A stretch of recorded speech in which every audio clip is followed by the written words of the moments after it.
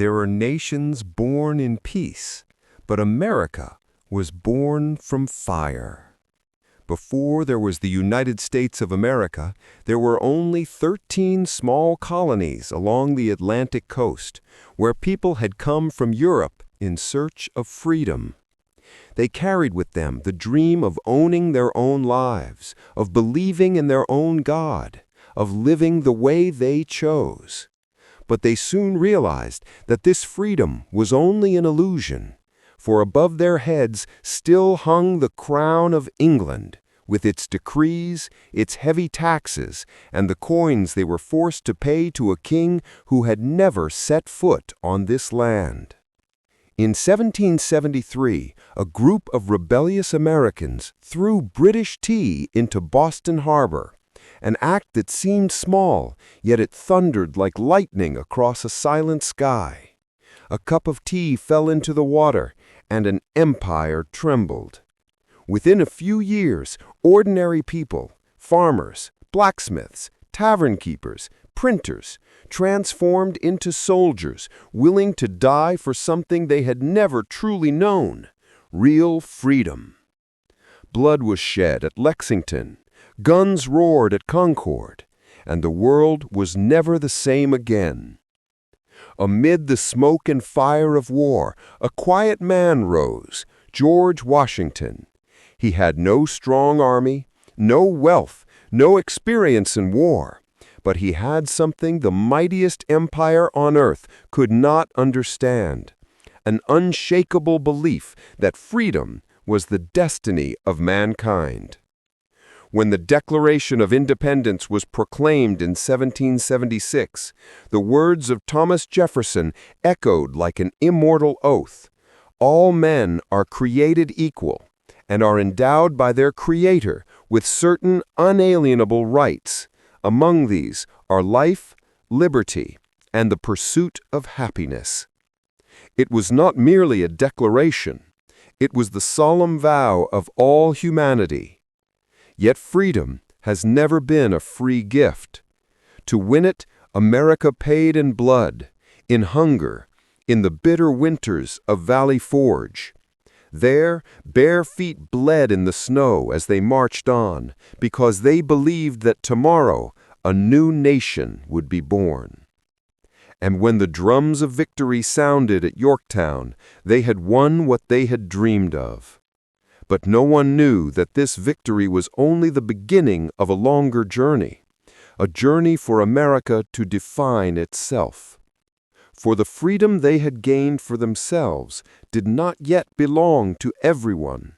One day the very nation built upon the word freedom would turn its guns upon itself in the bloodiest war of its history to decide whether America truly deserved the ideals it once swore to uphold. From the cup of tea that fell into Boston Harbor to the cannons thundering across the battlefield of Gettysburg, that journey was not merely the story of a people seeking independence. It was the story of humanity, of faith, and of the price of freedom, the very thing America chose to defend, even at the cost of blood and tears. In 1775, when the first rays of spring sunlight touched the land of New England, no one knew that history was about to open a new chapter.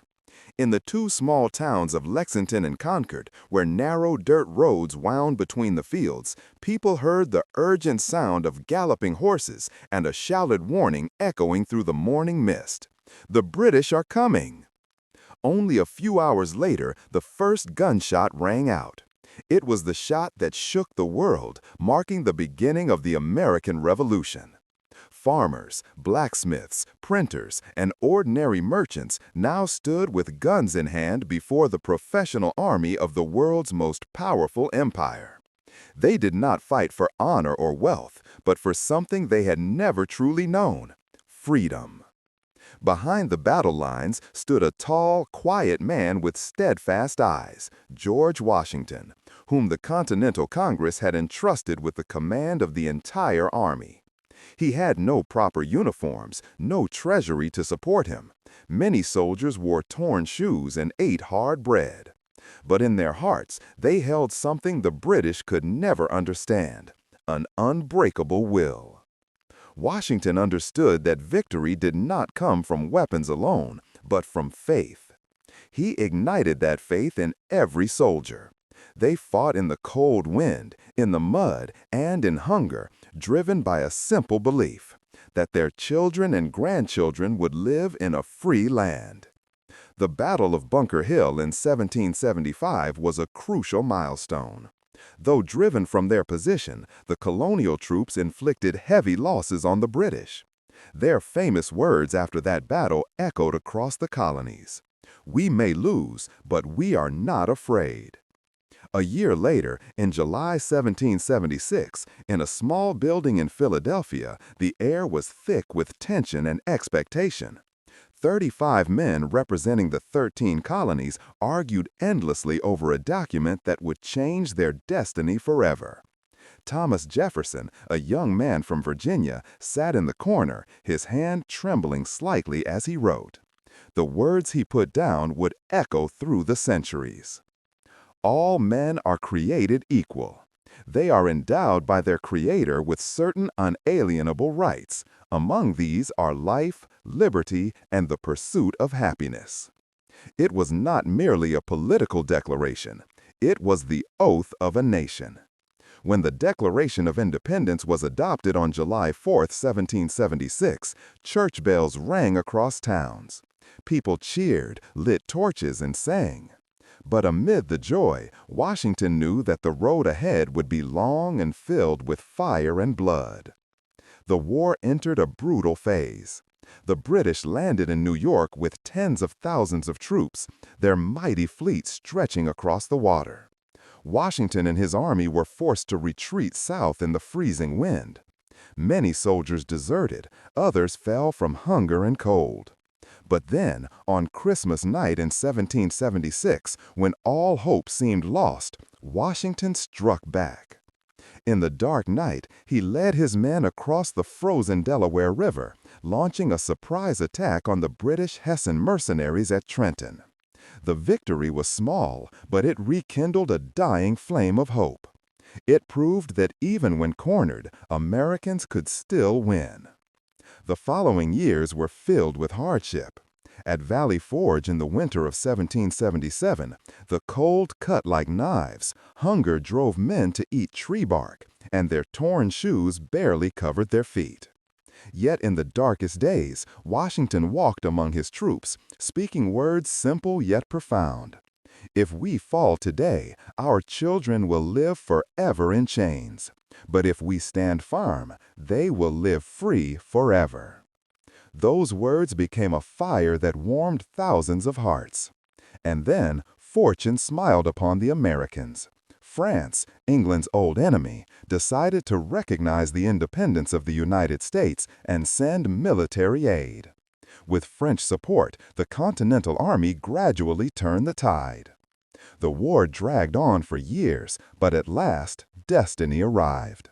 In 1781, in the small town of Yorktown, Virginia, the British Army was surrounded. After 3 weeks of continuous bombardment, British General Cornwallis was forced to surrender. When the white flag was raised, American soldiers wept. No one spoke. They simply clasped each other's hands in silence. Washington watched as the British flag was lowered for the last time. He knew the war was over. A new nation had been born, a nation of people who dared to believe in freedom, who dared to die for that belief. After 8 years of fire and smoke, the United States had officially won its independence. But Washington understood better than anyone that this victory was only the beginning. He told his soldiers, "Freedom is a sacred gift, but to keep it, you must be even braver than when you won it." When he resigned as commander-in-chief and returned to his farm at Mount Vernon, it was said that he stood silently at his doorway, gazing toward the horizon. The night sky was calm, the guns were silent, and only the wind whispered across the fields. Perhaps in that moment, he knew that history had turned a page. The American Revolution was not merely a rebellion against an empire. It was a declaration by humanity that all men have the right to live free, not to be ruled by tyranny. The farmers-turned-soldiers had written the first chapter of modern democracy with their blood and their courage.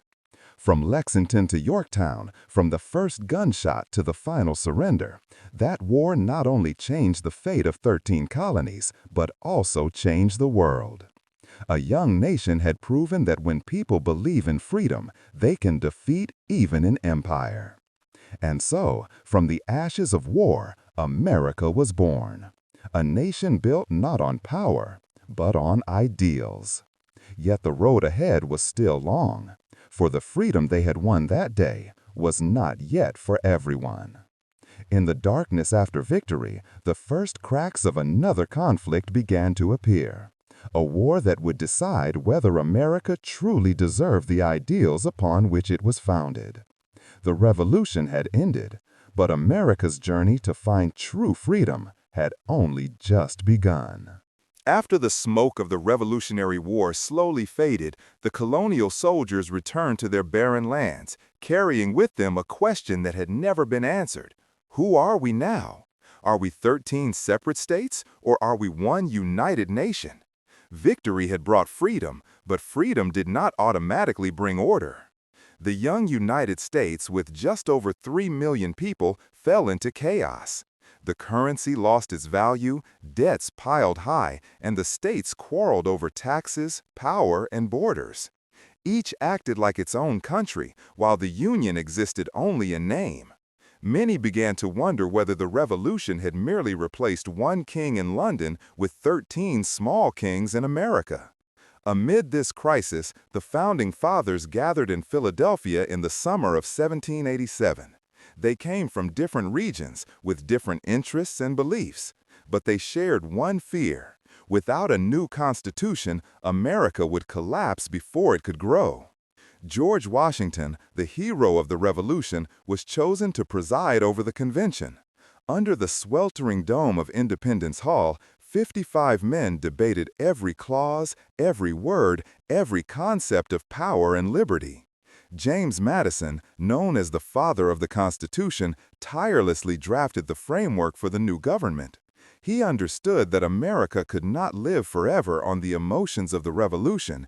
It had to be built upon reason and law. When the final Constitution was approved, Washington quietly signed it. No one in that room knew that they had just laid the foundation for the most enduring democracy in the world. By 1789, the Constitution officially took effect. That same year, George Washington was unanimously elected as the first president of the United States. On the day he took his oath in New York, his voice was calm but firm. He did not promise instant prosperity, but he vowed to uphold the ideals of liberty and unity. Under his leadership, America began to learn how to live as a true nation. The first years of the Republic were far from easy. The young government faced countless challenges. War debts had emptied the treasury, and the states still held their own taxing powers. Alexander Hamilton, the Secretary of the Treasury, proposed a bold plan to consolidate national debt, create a central bank, and build a strong national credit. His plan spurred prosperity, but also fierce controversy. Thomas Jefferson, representing the agrarian South, feared that a powerful central government would crush states' rights and individual freedom. From this divide, America's first political parties were born. The Federalists, led by Hamilton, who believed in a strong central government and industrial growth, and the Republicans, led by Jefferson, who championed personal liberty and an agricultural society. America entered its first era of political polarization. But more importantly, it resolved its differences not with guns, but with ballots. That was the priceless lesson left by the founders. Power could change hands, but the nation must endure. When Washington left office after 2 terms, he delivered a farewell address that became immortal. He warned that political divisions and foreign entanglements would be the greatest threats to America. Unity, he said, is the pillar of liberty. But unity was hard to keep. Under Jefferson and his successors, America expanded rapidly. In 1803, the Louisiana Purchase doubled the nation's territory. Millions of new acres opened in the West, nature's promise to a growing people. Yet with expansion came a troubling question. Would these new lands allow slavery? The North was becoming increasingly industrialized. Textile mills, steel foundries, and shipyards rose everywhere. People believed in progress and freedom. They saw slavery as a stain on a nation born under the banner of equality. Meanwhile, in the South, the economy depended almost entirely on slavery. Vast cotton, tobacco, and sugar plantations generated immense wealth. Slaveholders saw it as the natural order, the cornerstone of their way of life. Two worlds existed within one nation, and they were growing further apart. In 1812, America went to war again, this time against Great Britain, in what became known as the War of 1812. Britain sought to strangle American trade, while Americans were determined to prove that their independence was real, not just words on paper. The war dragged on for 3 years and ended without a clear victor. But for Americans, it was a spiritual triumph. They had stood against the world's superpower and survived. National confidence soared. From the ashes of war, America entered what became known as the era of good feelings. Under President James Monroe, the nation temporarily set aside division, focusing on expansion, infrastructure, and economic growth. Long roads and canals connected distant states, binding the country into a single living body. Yet even in this time of peace, deep cracks quietly spread beneath the surface. The debate over slavery never vanished, it was merely suppressed. Every time new territory opened, the same question returned: freedom or slavery? The North was becoming increasingly industrialized. Textile mills, steel foundries, and shipyards rose everywhere. People believed in progress and freedom. They saw slavery as a stain on a nation born under the banner of equality. Meanwhile, in the South, the economy depended almost entirely on slavery. Vast cotton, tobacco, and sugar plantations generated immense wealth. Slaveholders saw it as the natural order, the cornerstone of their way of life. Two worlds existed within one nation, and they were growing further apart. In 1812, America went to war again, this time against Great Britain, in what became known as the War of 1812. Britain sought to strangle American trade, while Americans were determined to prove that their independence was real, not just words on paper. The war dragged on for 3 years and ended without a clear victor. But for Americans, it was a spiritual triumph.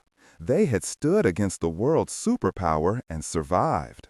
From the ashes of war, America entered what became known as the era of good feelings. Under President James Monroe, the nation temporarily set aside division, focusing on expansion, infrastructure, and economic growth. Long roads and canals connected distant states, binding the country into a single living body. Yet even in this time of peace, deep cracks quietly spread beneath the surface. The debate over slavery never vanished, it was merely suppressed. Every time new territory opened, the same question returned: freedom or slavery? By 1820, the issue erupted in Congress. When Missouri applied for statehood, lawmakers clashed fiercely. At last, they reached a fragile compromise, the Missouri Compromise. Missouri would be admitted as a slave state, but Maine would join as a free state. A line was drawn at latitude 3630, dividing the North and the South. To many, it seemed a fair solution, but history would prove it was only temporary. That line did not just divide the map, it divided the American heart. The South believed it was defending tradition and states' rights. The North believed it was defending the soul of democracy. Between those two ideals, a storm was forming, slow, inevitable, and unstoppable. After years of building, experimenting, and expanding, America had matured, but into an adulthood filled with contradictions. One side pulled toward progress, the other clung to the past. No one knew when the tension would break, but everyone felt that the day was drawing near. In the dawn of the 19th century, Americans could proudly say they had survived war, built a great constitution, and expanded their land to the horizon. Yet beneath that bright light, the shadows of division, prejudice, and slavery crept silently. A new trial awaited them, one more brutal, more tragic, and destined to redefine the true meaning of the word freedom. After the Constitution was born and the nation was strengthened, America entered an era of faith and ambition. Ahead of them lay a vast, unexplored land stretching from the Mississippi River to the Pacific Ocean. Ordinary people, farmers, craftsmen, immigrants, all believed they were chosen by God to fulfill a sacred mission. They called it manifest destiny. They believed that the freedom, civilization, and light of the American Republic must spread across this continent. Wagon trains stretched for miles, rolling along dusty red prairie roads. Men wore fur hats and carried rifles. Women sat beside them, holding their children close. They headed west with the hope of finding a new life, a piece of land to start over again. On every wagon, they carried seeds, tools, a Bible, and the American flag. For them, this journey was not just about finding land, it was a spiritual journey. The 19th century was the age of expansion. After the Louisiana Purchase, America went on to acquire Florida from Spain. Then, in 1845, Texas, a wild land that once belonged to Mexico, officially joined the Union. The American flag slowly planted itself across the new territories.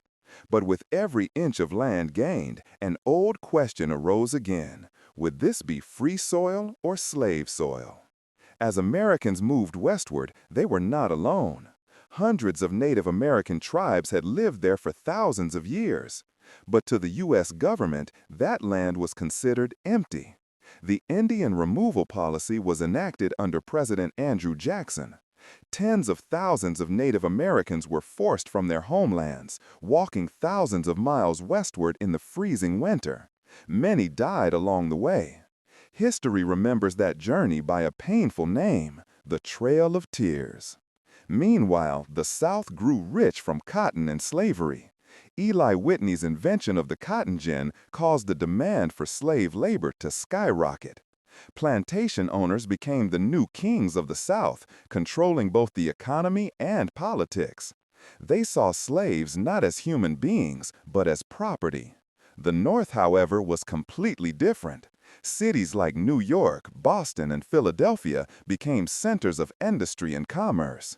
Steam engines, railroads, and steamboats fueled economic growth. Workers began to believe they were living in an age of progress.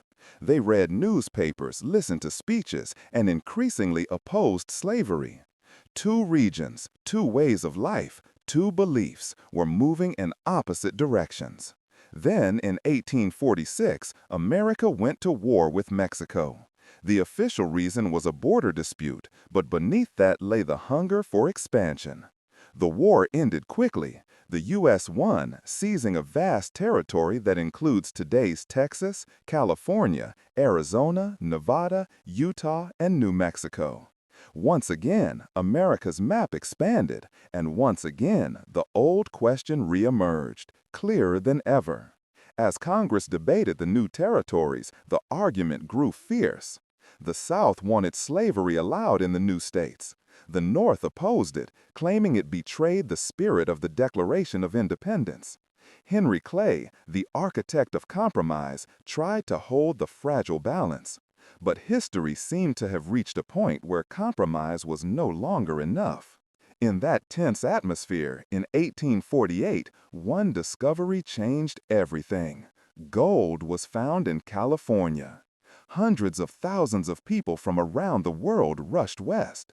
The gold rush began, transforming California from wilderness to a bustling hub in just a few years. San Francisco rose like a whirlwind. But along with wealth and hope came violence, racism, and death.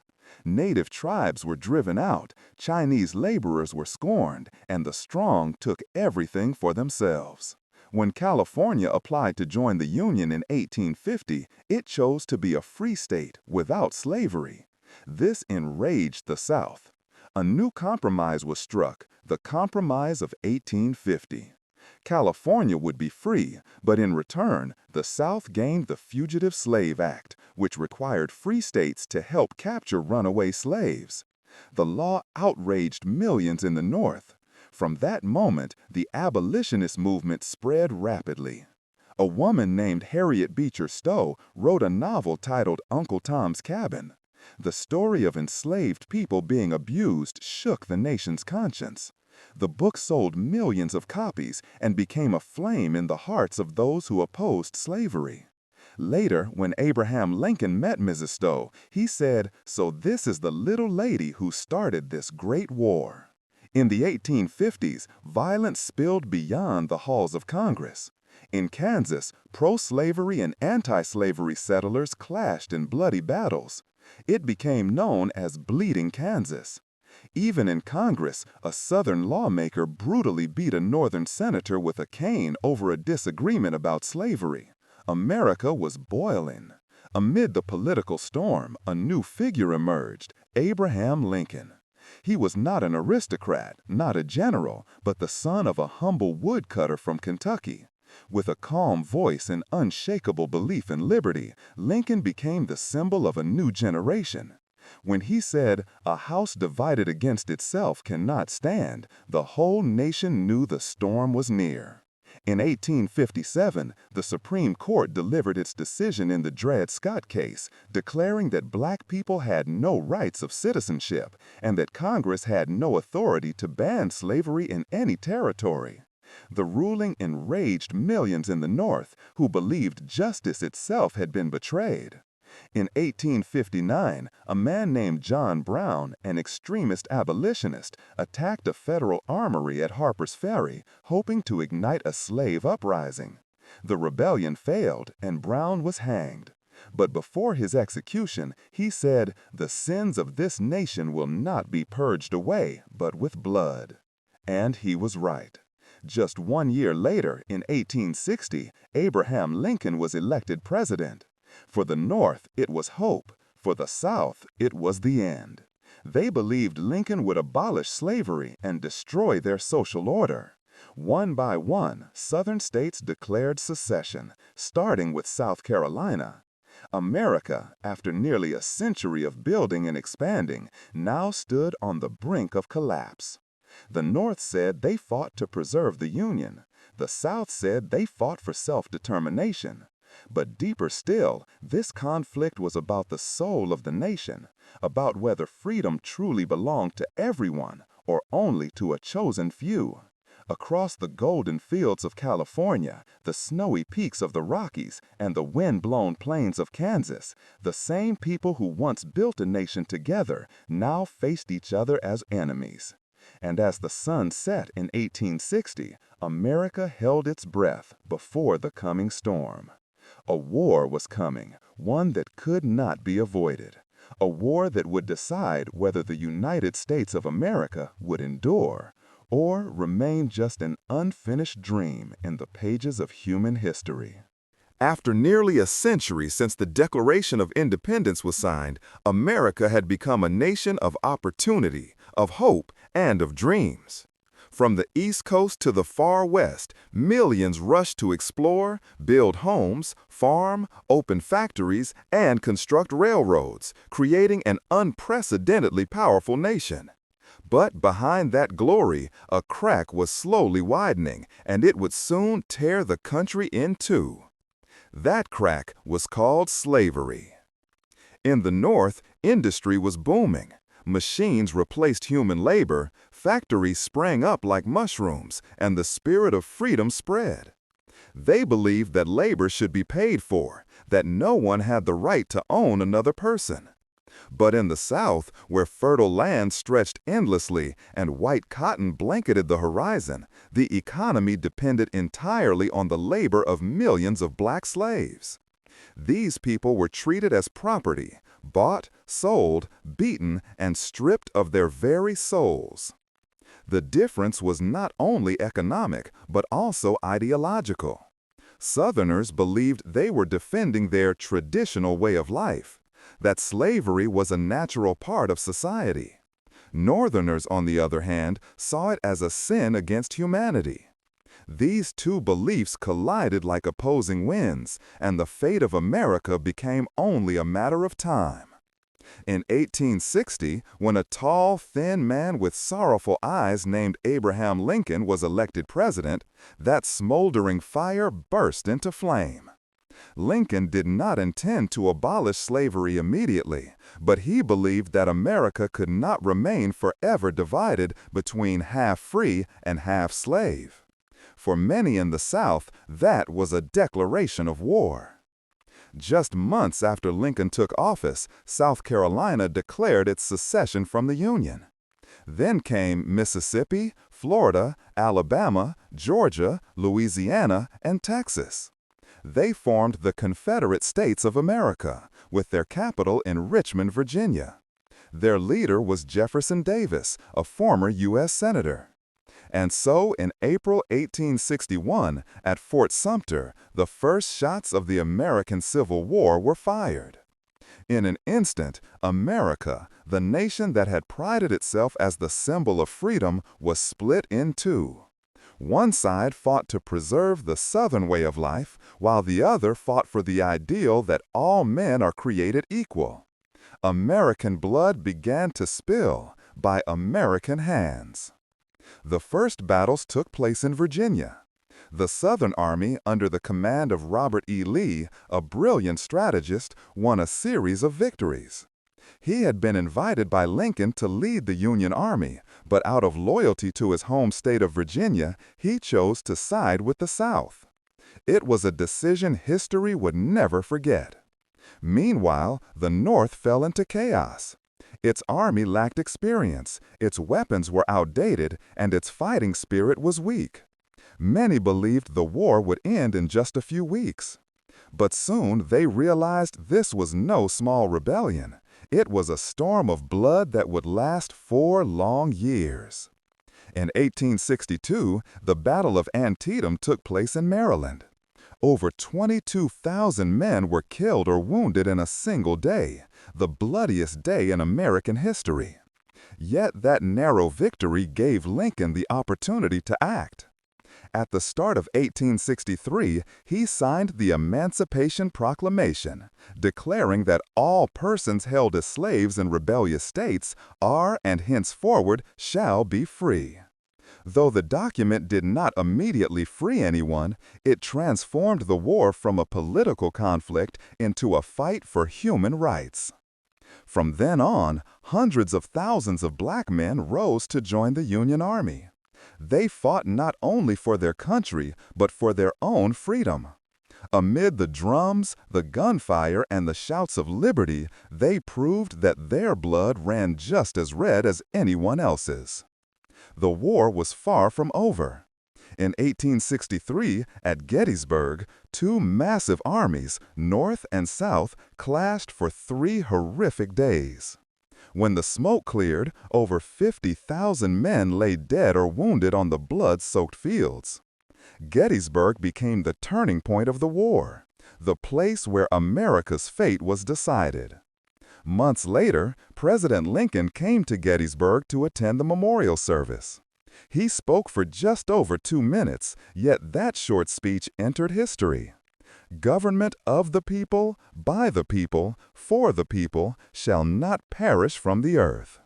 It was not only a tribute, but a promise to the future. The war continued for 2 more years. During that time, the North tightened its grip. General Ulysses S. Grant, with brutal but effective tactics, pushed the Southern Army further and further back.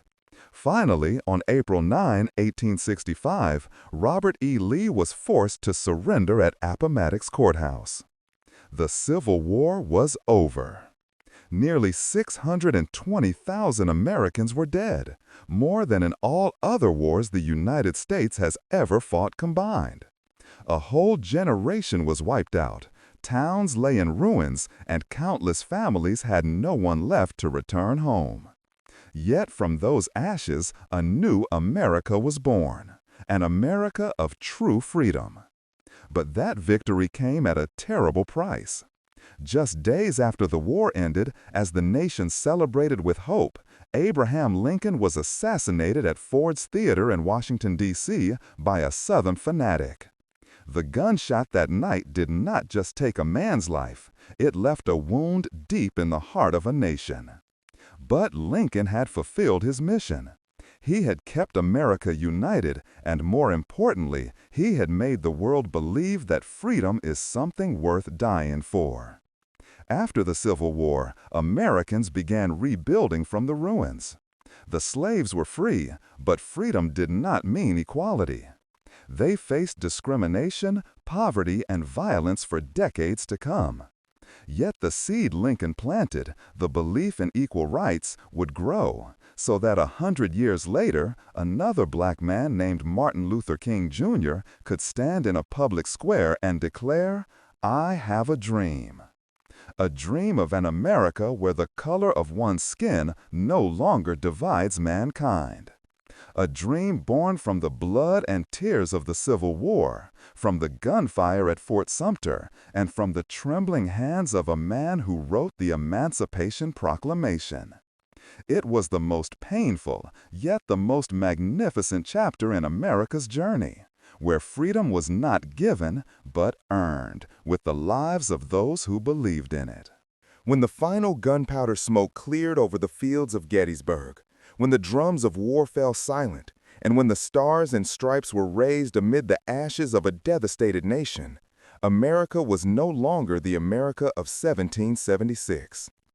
That young nation had endured nearly a century of storms. From the farmers who took up arms at Lexington to the soldiers who fell at Antietam, they had written an epic of freedom, justice, and faith, three values that would define the soul of America. But freedom did not come overnight. It was built from blood, from loss, and from the belief that mankind could change its own destiny. The Revolution gave America the right to exist. The Civil War gave America the reason to exist. And between those two wars lay countless sacrifices from people who believed the future was worth fighting for. Abraham Lincoln once said, "We cannot escape history. Whether we will it or not, we will be remembered." The great task remaining before us is to ensure that those who died shall not have died in vain. More than 600,000 souls fell, not only to unify a land, but to unify an ideal. An ideal that all human beings are born with worth, that no one can be chained by another, and that no matter how different we may be, we can still stand together under one flag. And from those ashes, America began to rise again. A nation once broken by hatred now stood for reconciliation. A people once divided by color now learned to see each other as brothers. A country that once turned its guns on itself became a symbol of freedom for the entire world. Each time the sunrise casts its light upon the Lincoln Memorial in Washington, D.C., that light shines not only upon a man's face, but upon a great legacy, the legacy of courage, of faith, and of an undying spirit. And perhaps, in that quiet moment, we can hear history whisper. Freedom is not something that has been achieved. It is something that must be preserved every day.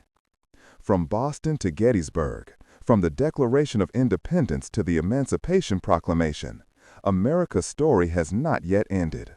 It is still being written, through every generation, every dream, and every person who believes that justice, though it may be delayed, will never be extinguished. And that is why we tell these stories, to remember that freedom has a price, but it also holds a meaning more sacred than anything else. The narration softens, the music turns gentle, emotional. If you love American history, if you wish to understand how a nation could rise from its own wounds, subscribe to U.S. History. Here, we tell true stories, the tragic moments, the people who changed the destiny of an entire nation. Each video is a journey of freedom, of courage, and of an unyielding spirit. Click subscribe, U.S. History, and join us as we continue exploring America's living history. Because history is not only found in books, history lives within each of us, and America is still writing its own story.